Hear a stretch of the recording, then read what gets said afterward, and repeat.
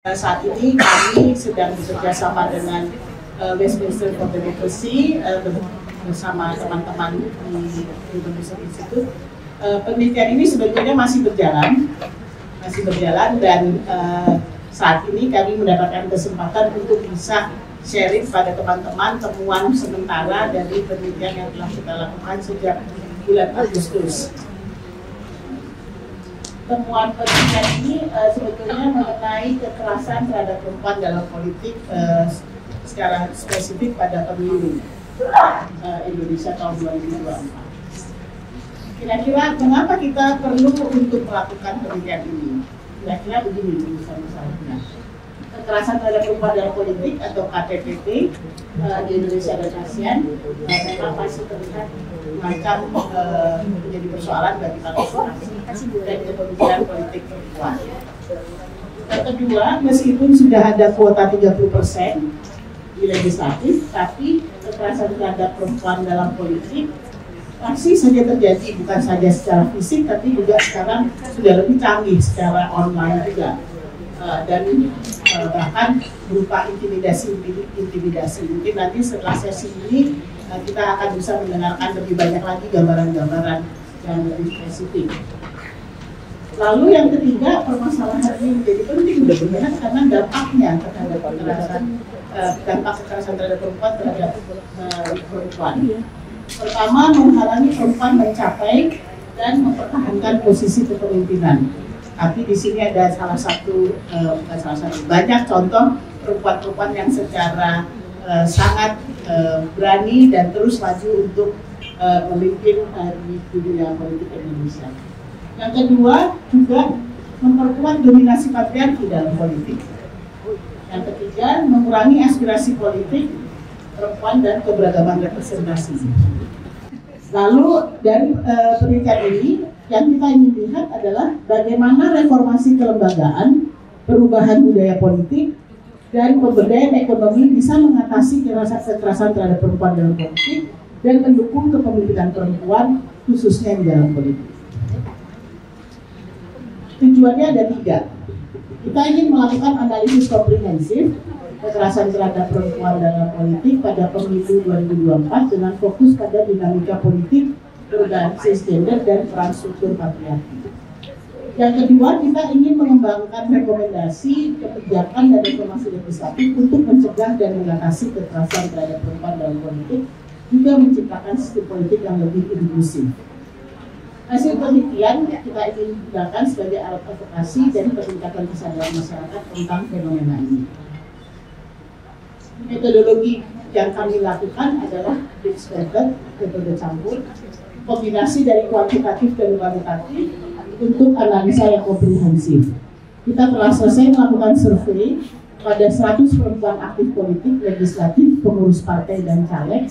Pengumpulan data melalui kuesioner secara offline, jadi kita melakukan survei secara tatap muka. Yang kedua, kita juga melakukan FGD dan wawancara mendalam. FGD melibatkan 60 partisipan dari berbagai afiliasi politik. Wawancara mendalam terhadap 15 caleg perempuan baik yang lolos maupun yang tidak lolos dalam pemilu. Saat ini wawancara mendalam sedang kami masih kita lakukan, meskipun sudah ada beberapa yang selesai dilakukan. Yang ketiga adalah tinjauan pustaka. Kami membandingkan praktik terbaik global dengan konteks Indonesia dari penelitian-penelitian yang serupa yang pernah dilakukan. Baik, ini adalah hasil dari survei pemahaman para subjek penelitian kita mengenai apa yang dimaksud kekerasan terhadap perempuan dalam politik. Ada beberapa pemahaman. Yang pertama, merupakan tindakan sistematis, merendahkan, mengisolasi, dan menjatuhkan partisipasi perempuan dalam politik. Itu Yang kedua, diskriminasi partai. Partai politik sering melakukan kapasitas perempuan, memperkuat subordinasi dalam struktur politik. Yang ketiga, subordinasi dan kekerasan verbal atau fisik dan subordinasi yang menurunkan martabat. Yang keempat, pembatasan peran, perempuan dibatasi perannya pada ranah domestik dan ini menghambat keterlibatan mereka dalam dunia politik. Yang kelima, kesadaran luas kekerasan terhadap perempuan disadari sebagai isu sistemik yang membutuhkan reformasi struktural dan perubahan budaya. Kalau kita lihat di sini cukup signifikan, 52% dari subjek penelitian kita menganggap ini adalah persoalan yang serius. Meskipun ada 1% yang tidak menganggap serius sama sekali. Yang kedua, pengalaman kekerasan terhadap perempuan sebagai kekerasan psikis dan verbal. Bentuk-bentuk yang dialami politisi perempuan. Normalisasi kekerasan verbal. Jadi pelecehan seperti komentar tidak pantas sering dianggap wajar. Yang kedua, intimidasi dan ancaman. Ancaman psikologis digunakan untuk membungkam perempuan di dunia politik. Yang ketiga, stereotip gender. Perempuan sering diragukan kemampuannya dan ini mendukung dominasi maskulin. Yang keempat, normalisasi kekerasan. Perempuan terbiasa menormalkan kekerasan dalam perjalanan politiknya. Emang begitu kok. Jadi mereka menganggap itu normal-normal. Emang biasa seperti itu. Yang kelima adalah dampak sistemik lingkungan politik yang tidak nyaman mengarah pada self-censorship, membatasi partisipasi perempuan. Jadi dari perempuannya sendiri juga seringkali membatasi dirinya. Namun yang menarik juga temuan survei, 51% perempuan politik mengatakan mengalami olok-olok atau peremehan kompetensi. Jadi kita lihat itu perbandingannya 49% mengatakan tidak pernah mengalami, tapi 51% mengatakan mengalami. Yang ketiga, pengalaman kekerasan terhadap perempuan yang berupa kekerasan fisik. Bentuk-bentuknya ada yang ancaman, kekerasan fisik digunakan untuk mengintimidasi dan membatasi pergerakan perempuan politik. Yang kedua, peran aktor non-negara. Seringkali ada ormas yang dipakai untuk melakukan ancaman-ancaman kekerasan, memperluas dimensi kekerasan di luar aktor negara. Yang ketiga, dampak psikologis. Jadi ancaman kekerasan fisik meski tanpa tindakan nyata menciptakan lingkungan yang tidak aman gitu ya. Jadi pemicu perempuan-perempuan itu sendiri untuk membatasi partisipasinya. Jadi ada self-censorship, nggak enak nanti begini, nanti begitu. Lalu yang terakhir, penarikan dari politik. Karena ada ancaman fisik, maka akhirnya perempuannya menarik diri, tidak berpartisipasi. Ini ada salah satu contoh dari yang disebutkan oleh subjek penelitian kita. Saya diancam secara verbal. Dikatakan kalau saya lewat akan diserahkan ke ormas. Staf saya juga merasakan ancaman ini. Jadi selama seminggu saya harus dikawal. Apakah ini juga situasi yang kedengaran familiar buat teman-teman yang ada di ruangan ini? Yang berikutnya, bentuk kekerasan terhadap perempuan dalam politik yang merupakan kekerasan seksual. Ada beberapa. Jadi ini merupakan perwujudan dari ketimpangan kuasa. Kekerasan seksual di politik mencerminkan bagaimana eksploitasi secara sistematis dan kontrol patriarkal. Lalu eksploitasi kuasa, kekerasan seksual digunakan untuk mengontrol dan membatasi partisipasi perempuan. Bentuk kekerasannya dari verbal hingga pemaksaan seksual secara sistematis. Normalisasi objektivitas seksual perempuan dalam politik dianggap wajar.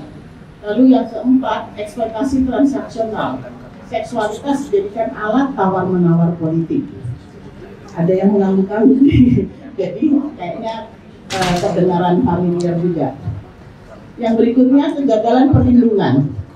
Partai politik sering tidak melindungi kader perempuan. Benar nggak? Ada yang angguk-angguk lagi. Memperparah terhadap kerentanan terhadap kekerasan seksual.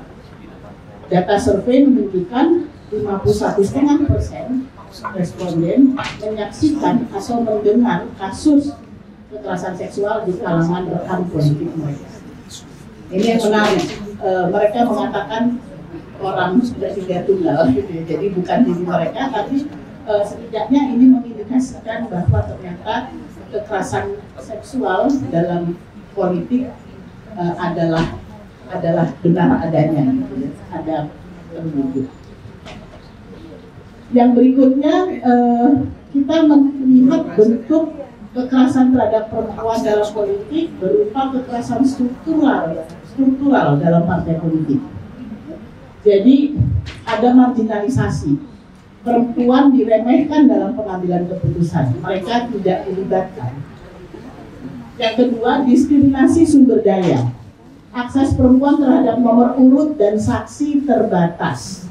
Nah mungkin teman-teman juga, saya melihat ada beberapa teman yang mengajukan di antara meja-meja ini, jadi rupanya sounds familiar. Lalu tokenisme, perempuan dipaksa nyalek tapi tanpa dukungan memadai. Pikir kamu nyalek aja, gitu. Tidak didukung untuk ada sumber daya yang bisa membuat mereka melakukan aktivitas pencalonan. Nepotisme, perempuan kader terpinggirkan oleh koneksi pribadi dan keluarga. Jadi meskipun dia sangat mumpuni, sangat bagus, tapi karena ada nepotisme akhirnya dia terpinggirkan, tidak berpartisipasi. Penempatan dapil, perempuan ditempatkan di dapil yang tidak menguntungkan. Nah ini saya sering sekali mendengar ceritanya, tapi ini yang menarik adalah hampir semua dari subjek penelitian bercerita curhat mengenai hal ini ketika kita melakukan FGD. Larangan kampanye, perempuan dilarang kampanye di tempat-tempat yang strategis. Jadi ini sebetulnya salah satu bentuk dari kekerasan terhadap perempuan dalam politik yang kita kategorikan sebagai kekerasan struktural dalam partai politik. Ada yang kedua, ini kami coba kutipkan beberapa hasil wawancara dan FGD. Salah satunya misalnya ini. Saya ditempatkan di dapil Jawa Timur, tapi itu bukan basis suara saya. Jadi sudah jelas saya kalah. Selain itu, warga di sana sering melakukan intimidasi dengan meminta uang agar kampanye bisa berjalan lancar. Dalam situasi seperti itu, rasanya lebih baik saya tidak ikut kampanye karena peluang menang pun sangat kecil. Itu dari wawancara kami. Yang dari FGD saya bacakan, nanti mungkin bisa dibaca yang lainnya. Sebetulnya saya tidak ingin mencalonkan diri, tapi karena partai kekurangan perempuan, kami dipaksa untuk mencalonkan agar partai tidak terdiskualifikasi. Padahal kami sendiri merasa tidak mampu atau tidak mau bergerak. Jadi ini salah satu bagaimana ada pemaksaan. Pemaksaan itu adalah salah satu bentuk kekerasan. Yang berikutnya bentuk kekerasan ekonomi. Jadi salah satu dari kekerasan terhadap perempuan dalam politik adalah kekerasan ekonomi. Apa saja itu? Keterbatasan finansial. Perempuan seringkali memiliki akses keuangan yang terbatas, memperkuat persepsi ketidakmampuan dibandingkan laki-laki. Lalu pengaruh pada kredibilitas, keterbatasan dana merusak reputasi perempuan politisi meski mereka tokoh masyarakat. Yang berikutnya eksploitasi partai, perempuan sering terpaksa memilih antara ambisi politik dan keuntungan ekonomi atau posisi dalam partai. Yang keempat, disparitas ekonomi, perbedaan besar dalam kekuatan finansial antara caleg laki-laki dan perempuan. Ini salah satu kutipan dari FGD kami. Caleg laki-laki seperti bulldozer, mereka sangat kuat, sementara perempuan seolah tidak berdaya. Saya mengeluarkan uang hingga 1 miliar untuk mengamankan suara saya di TPS, namun semuanya sia-sia. Jadi ini yang kita sebutkan sebagai salah satu bentuk kekerasan, yaitu kekerasan ekonomi dalam politik.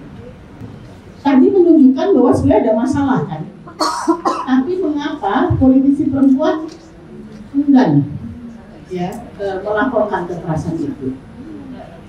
Ketika kami tanya, 82,2% responden merasa kekerasan terhadap perempuan dalam politik sebetulnya meningkat. Ini menciptakan suatu situasi di mana kekerasan dianggap normal, rasa tidak berdaya, takut akan pembalasan kalau melapor, serta kurangnya kepercayaan pada sistem pelaporan. Percuma melapor, tidak ada juga tanggapannya. Nah, normalisasi kekerasan atau kekerasan dianggap sesuatu yang normal mengakibatkan politisi perempuan merasa bahwa melaporkan insiden tidak akan mengubah situasi, memperburuk kelelahan dan frustasi mereka. Jadi kalau kita lihat dari pie chart ini, sebagian besar sebetulnya mengapa enggan melaporkan seperti yang tadi dikatakan, karena situasinya belum mendukung. Jadi kalau kita lihat dari rendahnya pelaporan, hanya 22% orang yang melaporkan kekerasan, sedangkan 69% memilih untuk tidak melaporkan. Ini menunjukkan adanya struktur dan relasi kuasa yang tidak imbang, serta kekerasan dianggap sebagai sesuatu yang normal dalam politik. Hambatan pelaporannya, kalau kita lihat lebih terperinci lagi, separuh lebih mengatakan laporan tidak akan dilanjuti, jadi percuma. 12% menganggap tidak cukup serius. 6% malu atau tidak nyaman melapor, 18% tidak menjawab. Tapi kalau kita lihat 53% itu ya merasa laporan tidak akan dilanjutkan. Ini salah satu dari beberapa ilustrasi komentar dan kawan-kawan yang yang bicara pada FGD. Ada satu yang menurut saya cukup keras mengatakan partai tidak serius mendorong partisipasi politik perempuan. Nah, mari kita buktikan apakah partai, dan sekarang di sini kan ada yang program fellowship nih setahun. Mungkin salah satu proyeknya nanti untuk menunjukkan bahwa partai sebetulnya serius, tidak seperti yang diduga oleh teman-teman ini. Jadi harapannya gede nih pada yang ikut fellowship. Dampak dan tantangannya. Nah, kalau kita lihat sebetulnya dari yang kita tanya dalam survei itu, apa sih sebetulnya tantangan yang dihadapi sampai kok kekerasan ini dirasakan tapi juga belum diatasi, bisa diatasi. Yang pertama, mereka mengatakan kekerasan politik berbasis gender, psikologis, simbolik, dan fisik menghambat partisipasi dan representasi perempuan dalam politik dan memperkuat diskriminasi gender. Lalu yang kedua, 86% perempuan politisi mengalami dampak signifikan terhadap kampanye dan kinerja, jadi menyebabkan apatisme. Ya udah deh, males deh, gitu ya. Dan ini yang bahaya, penurunan minat berpolitik dan memikiri atau mencontoh gaya politiknya rekannya laki-laki. Kalau mau berhasil harus seperti kawan saya yang laki-laki. Karena kayaknya dengan cara itulah saya bisa bertahan dan menang. Yang ketiga, kekecewaan pada sistem. Sebetulnya sistem politik dan pemilu itu dirasakan mengurangi motivasi untuk tetap berpolitik, memperkuat perempuan menjadi eksklusif, dapat dialienasi, dipinggirkan dari proses politik yang sekarang. Nah, ini adalah hal-hal yang dirasakan dan diungkapkan ketika kita wawancara dan bicara ulang jadi serta jawaban bisa. Jadi cukup memprihatinkan. Ketika kita tanya tentang mekanisme respon kekerasan terhadap perempuan dalam politik, mereka memang menyebutkan bahwa sebetulnya kalau yang menarik adalah paling tinggi lainnya. Berarti cara untuk merespon itu yang lebih merespon adalah yang lainnya, jadinya ya. Artinya yang lainnya itu karena ya saking karena sangat tidak mendapatkan responnya, jadi mereka lari ke tempat-tempat lain. Tempat-tempat lain itu misalnya kepada keluarga, kepada Tuhan, gitu ya. Organisasi-organisasi pendukung, lembaga-lembaga, misalnya di perempuan mereka datang ke lembaga perempuan. Jadi yang formal itu kurang, masih kurang, ya. Meskipun ada. Jadi sebetulnya yang menarik adalah kalau udah mentok kemana-mana, ya udahlah kita curhat ke Tuhan aja, gitu. Paling nggak memberikan ketenangan gitu ya, tapi tidak terselesaikan masalahnya secara langsung. Lalu yang kedua juga adalah ada pengaruh interseksionalitas. Apa itu pengaruh interseksionalitas? Jadi karena ada ragam kelas sosial, ekonomi, dan pengalaman politik, ini sangat berpengaruh pada akses perempuan kepada mekanisme pengaduan yang lebih formal. Jadi kalau kelas sosial dan ekonominya itu tidak cukup menguntungkan, dia akan mendapatkan kesulitan untuk bisa mengakses mekanisme proses pelaporan yang formal, atau bahkan tidak tahu mungkin ada akses informasi tersebut. Nah, tantangan sistem formal, sistem hukum dan partai sering gagal karena adanya budaya patriarki dalam partai politik. Jadi kurang responsif dan sistem hukum yang tidak berpihak pada perempuan. Tadi Ibu mengatakan bahwa ada seragam peraturan dan undang-undang, tapi nampaknya juga belum banyak mereka yang mestinya melakukan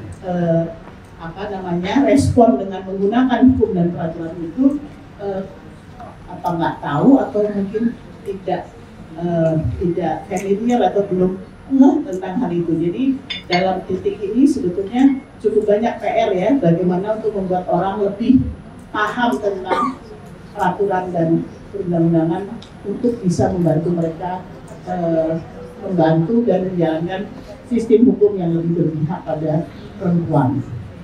Jadi karena mekanisme informal itu lebih fleksibel, banyak orang yang mengalami masalah melakukan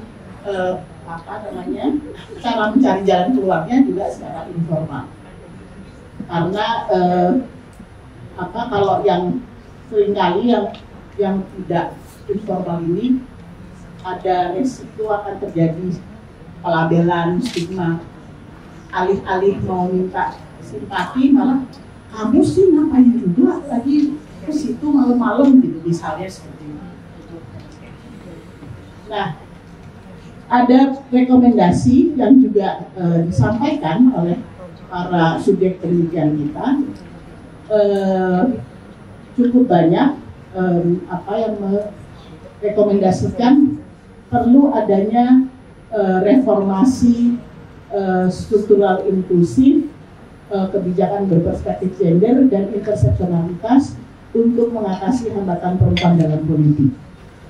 Jadi prioritas kekerasan terhadap perempuan dalam politik fokus pada reformasi kebijakan, penguatan aturan, dan pendidikan pemangku kepentingan. Jadi pendidikan pemangku kepentingan mungkin salah satunya, meskipun tadi udah disebut di awal ya, terlalu banyak training dari dulu sampai sekarang, tapi mengapa kok sampai sekarang persoalan itu tidak berkurang? Jadi, tapi sekali lagi dalam penelitian ini, pendidikan, training kan bagian dari pendidikan ya. Pendidikan pemangku kepentingan keluar sebagai salah satu rekomendasi juga, selain reformasi kebijakan dan penguatan aturan. Lalu juga kebijakan partai yang pro perempuan, mendorong regulasi internal, pelaksanaan kuota 30%, dan pelibatan perempuan dalam pengambilan keputusan di partai. Ini nampaknya juga dari dulu sampai sekarang masih merupakan PR besar gitu ya. Padahal tokoh-tokohnya ada di sini, ada Mbak Lulu, ada Mbak Wahida, ada rekan saya Nana, ada Nia, semua yang dari dulu udah kerja jumpalitan. Bagaimana agar regulasi internal partai dan pelaksanaan mengenai kuota 30% itu benar-benar tercapai, gitu ya, benar-benar ada di dalam tubuh partai. Kemudian reformasi undang-undang pemilu. Pemilu lebih adil dan tidak mahal gitu ya. Itu sering sekali terdengar ketika kita bicara dengan para subjek pendidikan kita untuk mendukung keterwakilan perempuan. Lalu perlindungan hukum, perlu ada payung hukum khusus untuk melindungi caleg perempuan dari kekerasan politik. Itu seru tuh waktu FGD diskusinya tentang hal ini. Mereka merasa tidak ada payung hukum khusus untuk melindungi mereka terhadap kekerasan ini. Lalu pengawasan dan evaluasi, perlu badan independen untuk memantau kebijakan afirmasi. Saya rasa itu juga menarik karena selama ini ada aturannya, tapi ya udah gitu kan, monitoringnya tidak terlalu kencang gitu ya, atau mungkin nggak ada. Yang berikutnya, desentralisasi keputusan, kurangi sentralisasi partai, berikan ruang lebih bagi perempuan di daerah. Lalu yang dukungan pemerintah daerah, alokasi anggaran khusus untuk mendukung kegiatan politik perempuan. Ada harapan nih, ada apa tadi, calon kepala daerah, singkatannya apa tadi? Cakada. Lagi duduk ini ya, jadi Mbak Lulu kalau jadi kepala daerah nanti dukungan pemerintah daerah, alokasi anggaran khusus untuk mendukung kegiatan politik perempuan. Siap? Siap dong. Oh siap. Pertama dong buat Mbak Lulu. Nah ini ada beberapa terakhir, ada beberapa rekomendasi konkret, mungkin nanti akan bertambah karena kita masih dalam proses. Kita membaginya rekomendasi konkret penanganan kekerasan terhadap perempuan dalam politik, aktor partai politik, langkah aksinya, bentuk unit penanganan kekerasan terhadap perempuan dalam politik di partai, susun kode etik anti kekerasan terhadap perempuan dalam politik, pelatihan wajib tentang kekerasan terhadap perempuan dalam politik untuk kader, pelatihan lagi, tapi kayaknya memang perlu gitu ya, masih perlu. Ada contoh implementasi. Misalnya partai buruh di Inggris, mereka buat unit pengaduan independen. Kita bisa juga belajar dari contoh baik dari negara lain. Lalu Partai Demokrat Amerika bahkan membuat pelatihan wajib anti pelecehan. Jadi kita juga bisa merujuk pada apa yang telah dilakukan. Tadi partai politik. Untuk pemerintah, langkah aksinya, rekomendasinya adalah rancang undang-undang khusus kekerasan terhadap perempuan dalam politik. Jadi karena spesifik dan bentuknya agak berbeda dengan kekerasan terhadap perempuan yang bukan dalam politik. Bentuk gugus tugas lintas kementerian, alokasikan dana untuk pencegahan kekerasan terhadap perempuan dalam politik. Ada banyak contoh. Di Bolivia ada undang-undang pelecehan politik. Di Kanada di Ibu Ariel, ada Gender Based Violence Knowledge Center. Di Australia, National Plan to Reduce Violence. Jadi ada rancangan aksi per tahun untuk menurunkan kekerasan. Di Finlandia ada pendidikan kesetaraan gender. Di Prancis ada sanksi finansial untuk partai bila dibuktikan pengabaikan dan tidak merespon penyelesaian masalah kekerasan terhadap perempuan dalam partai. Untuk DPR dan DPRD, langkah aksi yang direkomendasikan adalah bentuk komisi etik kekerasan terhadap perempuan dalam politik. Susun prosedur pengaduan aman. Lalu terapkan sanksi tegas. Tampaknya terapkan sanksi tegas ini juga menjadi PR karena kalau kita baca juga kasus-kasus gitu ya. Kemarin kalau nggak salah ada, bukan DPR sih, tapi kepala daerah tetap dilantik meskipun terbukti melakukan pencabulan terhadap anak gitu. Nah ini sanksi tegas harus sungguh-sungguh diimplementasikan. Ada contohnya di negara lain, Selandia Baru melakukan sistem pengaduan independen, Swedia melakukan kebijakan no toleransi, jadi kalau kekerasan sudah tidak ada toleransi. Korea Selatan melakukan undang-undang pencegahan kekerasan terhadap perempuan, dan Spanyol membuat undang-undang untuk anti kekerasan mengenai Undang-Undang Nomor 1 Tahun 2004 di negaranya. Nah, ini ada Komnas Perempuan. Nanti Pak Ferry akan banyak cerita, tapi kita juga mencoba. Kalau selama ini kan sudah melakukan satahu, tapi itu kan umum. Nah, ini bagaimana Komnas Perempuan juga menyusun panduan pemantauan kekerasan terhadap perempuan dalam politik, membentuk hotline pengaduan bagi mereka yang mengalami kekerasan terhadap perempuan dalam politik, lalu terbitkan laporan tahunan.